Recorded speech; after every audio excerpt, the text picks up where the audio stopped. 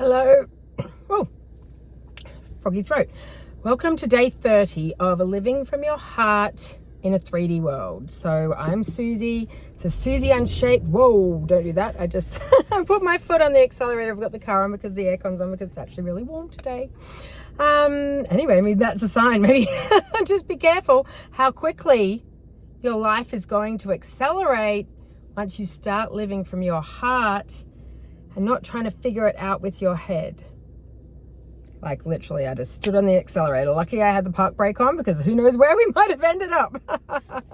So I don't know if that's a message for anyone that you need to, well, maybe. This is what I'm actually doing at the moment is I'm actually closing out all those boring tasks that when I hit the accelerator, I don't want hanging over my head. So I've been in a deep vortex of all the boring admin stuff, basically, you know, tax reconciliation, all of those things, just jumping ahead of it because I think come February, is it the 17th, where we have, I think it's a full moon and the start of the Chinese New Year, and that fire horse is going to come in. That's sort of like the beginning of the Lunar New Year, and it is just going to be on. So I think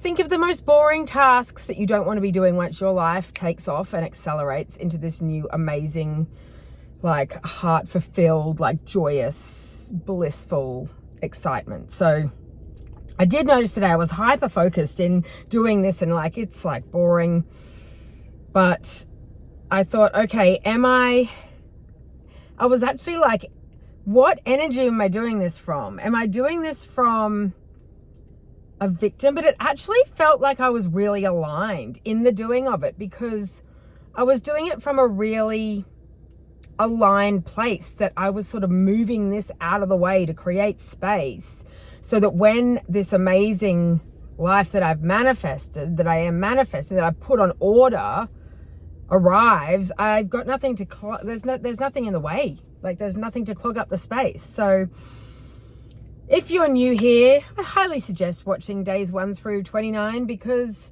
you will be a different person afterwards. Like it will change your life. Because what I haven't told you, well, no, I'm going to give you the quick recap first. Number 1, we exist. And this is what I've figured out in these last 30 days. If we exist, because I'm talking to you and you're listening to me, you can touch yourself, you're here. We exist. If we exist, we are created by divine source intelligence, divine source energy, God's creation, whatever you want to call it. Everything in the universe, in all the worlds, the galaxies, is all created from the same universal source energy.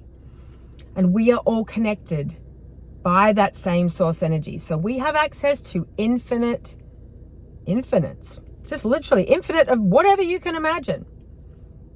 Infinite. We have infinite time. We have infinite abundance. We have infinite love. We have infinite everything at all times because we are connected. Like I was trying to use Avatar as the example, the Avatar movie where they're all they understand the connection of the energy, and they have their like the Awa tree that is the God-giving energy that everything's connected to, and there's real respect for like the land and the trees and the plants and the animals and humans. Like everyone coexists so beautifully, and we're all connected with an energy like that, the same sort of idea.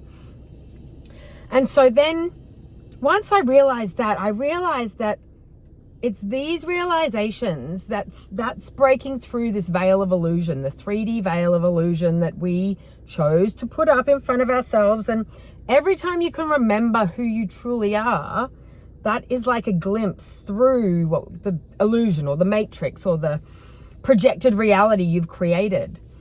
So then it got really fun because then I realized, well, I kept like thinking about things, and then I'd have little funny shorts pop up or something that would explain them better to me. So Bashar has done a great job at explaining a lot of this. And that is any trait that makes you feel like you're not good enough is no longer part of your truth.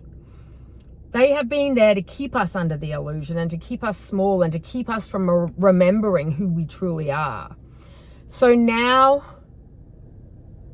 once we know that, anytime a piece of 3D information is projected into your reality, you can transmute it with, no, that piece of information does not have the capacity to make me feel less than or not enough anymore. Because I know my truth and I know who I am, and I can stay centered within that knowledge. So whatever comes into your 3D reality, you can see it as not who you are. And you can transmute that feeling of not enoughness. Whatever it is, it's like, I'm not pretty enough, I'm not skinny enough, I'm not rich enough, I'm not ... enough. And then we've also gone into like the shadow work, and shadow work is basically looking at all the pieces of like personality traits that you have that you think are bad, and so you shove them down, you put masks on to hide them. Like, oh, I wouldn't want anyone to know that I was lazy. Oh, I wouldn't know to anyone to know I was messy and I didn't clean up the kitchen, or I didn't do the washing and I left the stuff on the floor. Like all those sorts of things. It's like, oh God, I wouldn't want anyone to think I was rude. Like, do you know what I mean? All of these, like the 7 deadly sins. They've been used to sort of keep us under control and to keep us keep us feeling less than. And that's sort of with religion. I love a lot of what religion is talking about, but any part of religion that tells you you're sinning or bad for anything or any of those things, though, I don't like that part. That part was built to control us. But all the beautiful things and the love that's in religion, bring it on. Bring it on. And it's really interesting because I kept getting fed up all these religious movies. And what happens basically, the premise is someone's not doing so well. They've got all this messaging coming in at them, like, I don't know whether the father abandoned them or they're this or whatever it is, and they're doing things that they deem as bad, stealing stuff, cutting school, this sort of stuff. And then they have the usual epiphany conversation with someone who introduces them to God, and how if God can forgive you, if God can send Jesus down here and like sacrifice his only son, so in order to forgive you, then you're deserving of forgiveness as well, and like God's got your back and God loves you. And what I really noticed, which I think is changing now amongst the people who are discovering this, like peeling the illusion back, is that those sorts of movies, they're making it external to you. Like God is this almighty power and Jesus was this almighty power. But I think the link that they're missing is you are created from the same energy as God is created, as Jesus is created. You are from the same soul essence. That is who you are. So it's not an external thing. Maybe we needed to process it that way. It's an internal thing. Once you know your truth and who you are, you filter every piece of information that you get through that lens, and you'll be transmuting this stuff like that. Bang, bang, bang, bang, bang. I know who I am. I know who I am. I know who I am. And then the point of this is then you get to, instead of wasting all this energy on trying to be enough, once you know that you are enough, exactly as you are right now, whether you're being lazy or rude or messy, or do you know what I mean? Whether you're doing any of those things or whether you're not doing any of those supposedly good things, being healthy, exercise, like whatever it is that's been designed to make you feel bad about yourself. Once you can transmute them, you know if anything is not your truth, if it tells you that you're not enough as you are exactly right now. And so the people that we need to forgive, it's not to do with God, it's an inside job. We've got to forgive ourselves that we didn't remember that we were enough exactly as we are, and that we've been trying to conform and like jump through hoops. The hoops are never ending because, as you would know, you think you achieve one thing, then just more things come along. So no, we are like Excalibur. We are the Ace of Swords. We are the Queen of Swords, King of Swords. Like It's sort of like, and I love the Lord of the Rings, Gandalf, when he's got his big fire, his stick on the bridge, and he will not let that fire beast come past. And he's like, thou shalt not pass. And so that is what you're going to be doing now with any piece of information that tells you you're not enough. Because we know our truth.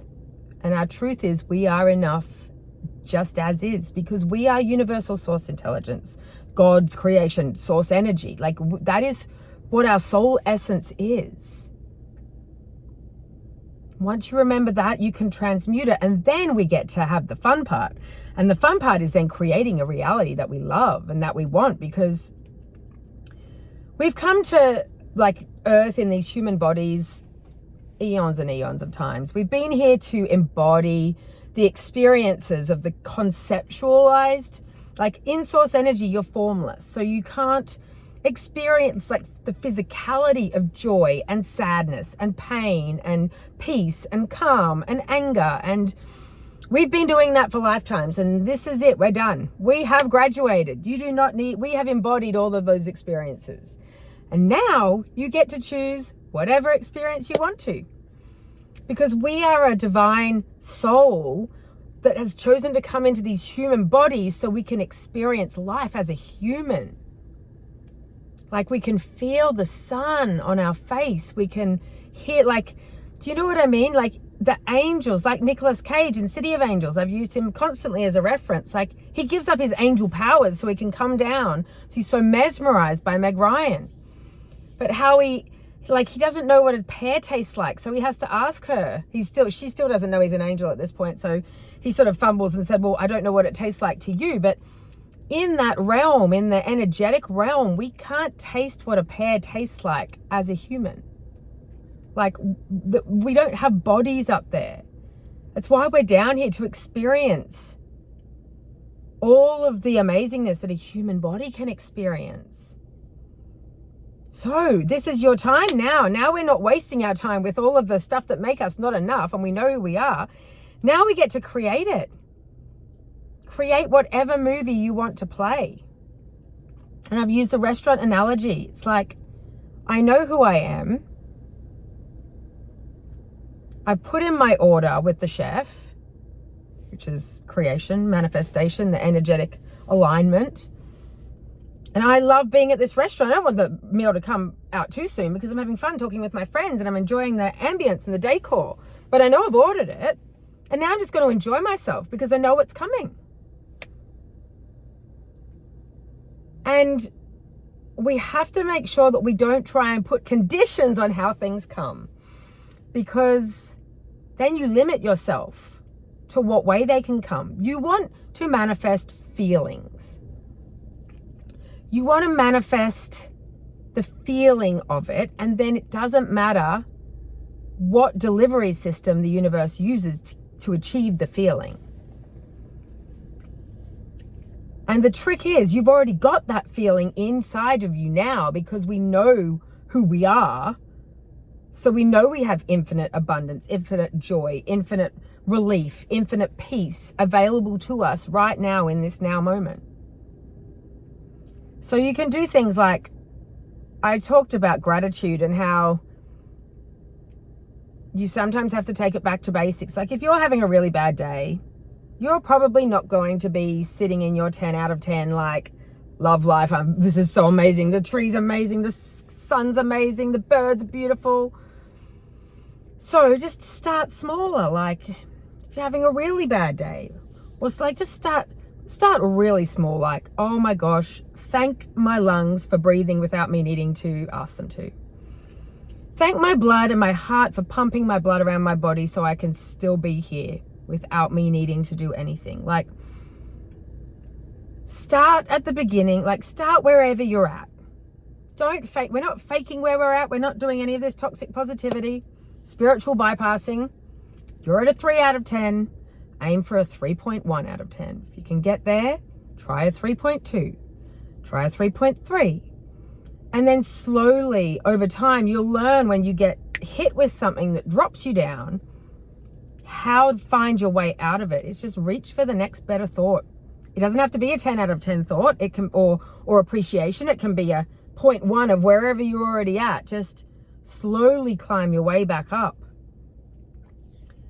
And I like to have little, little tricks. Like I did, I had some really sad stuff happen to me lately. And so in the morning when I'd wake up and, you've been asleep, so you'd forgotten it, and then it comes back to you and you're like, oh God, okay, that's sad. And I'd literally just go, okay, everything is working out for me. I don't need to know how it is. I just know it is. And I know it is because it's my truth. Everything is working out to my highest, most joyous, most miraculous timeline. And then I would just reach for a better feeling thought. So it's like, oh, it's actually really nice. I've got like a few minutes. I can just lie here in bed and, my silk pillowcase is like really nice and soft on my face. And if I put my hand underneath there, it's so nice and cold. And I really love how that pillowcase makes me feel. And then you just do it like that. So yes, you've like had something come into you that might trigger like sad, and you can go into victim mode. And this is what we're trying to avoid, is because we know we're not victims, because now we know our truth. So if you know you're not a victim, you know you're not a 3 out of 10 person. You don't need to sit down in that victimhood. I'm not saying don't feel sad. I am. There's sad things. We have to feel the sadness. But it comes from your place of alignment with that sadness. Don't align with being a victim. You align with, I'm sad because it's something I love. Like I'm sad because, do you know what I mean? Like, see, I'm so lucky to have experienced that much love that it could cause this much sadness. And remember what we came here to experience as humans. Because there is a polarity of all emotions. Everything is balanced. It's only your perspective. Literally your perspective. There is equal and opposite. Like for every situation, there's an equal and opposite. It's a balanced perception of it, good or bad. A little bit good, really good. And so you've got to remember how to sort of just take 5 seconds and just take a bigger perspective, like zoom out.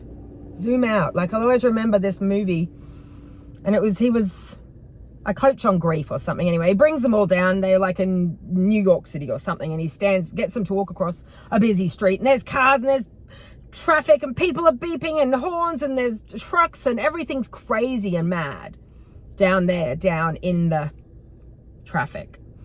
And then he takes them up to the very top of the hotel where he's presenting out, like a rooftop garden. And from up there, everything is like peaceful and serene, like the sun's sort of setting in that dusky sky. And from up there, the traffic doesn't look hectic. It just looks like it's sort of doing its thing. There's no noises. It's calm and it's peaceful. And that's how life is, really. Like if you're so down into it and into all of that mess and the noise and the yuckiness, that's when you need to take yourself out and see, like, come up, just come up, your perspective, bring your perspective up and realize everything is actually in perfect balance. Even if it doesn't feel like it at the time, and just reach for the better feeling and reach for the better feeling. And put your order in with the universe. Look, I think as Abraham Hicks goes, the universe knows what you want. You are very good at telling us what you want. Like, we know what you want. But what you won't do is get out of your own way to be able to receive it. And how you receive it, you don't need to lift your vibration up to meet it. Your highest vibration is your soul essence. You already have that. But it's the unaligned belief systems and stuff that is blocking. It's blocking that. So the more we transmute them, the closer we are getting to our like highest, most miraculous like frequency.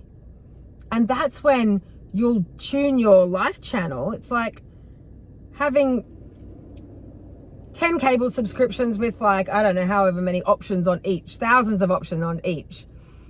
That is like frequency. It's like you can choose which one you want to watch. You just align your frequency to the movie you want to watch. And that's it. You literally paint your life, you create your life. The frequency you want. And expect miracles. Like, they're coming.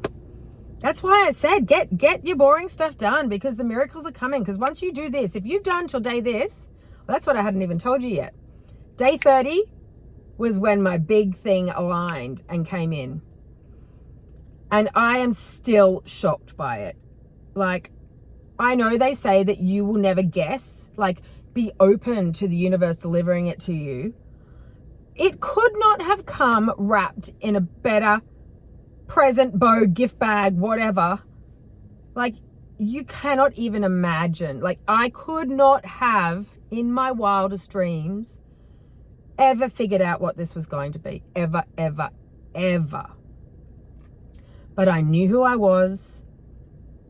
I know who I am, and I know I'm deserving of that. Like, you literally cannot even believe how amazing the thing that has come in has been. Like, it is going to be. Like, it's not just a short-term thing. It's something that's going to be amazing for a really long time. And so that's why you cannot put any conditions. There's no conditions on it. You want to feel peace, joy, freedom, love, fun, laughter. That's it. Relief, freedom, whatever it is.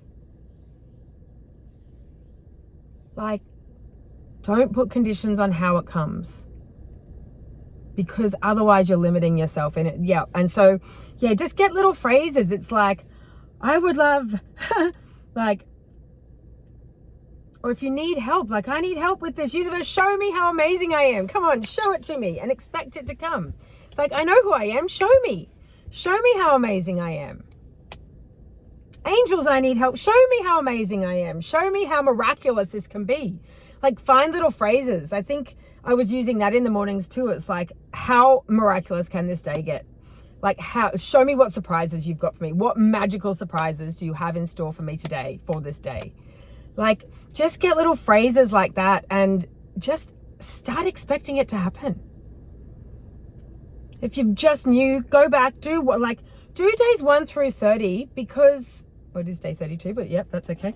Do them all, because I have only been talking with you these last 30 days and slowly figured these things out along the way. So it's sort of like a step-by-step progression through this discovery of who we are, and like poking through the illusion and what the illusion even means. And like, I am aha momenting the whole way through. So I love you lots, and like, just get ready. It's coming.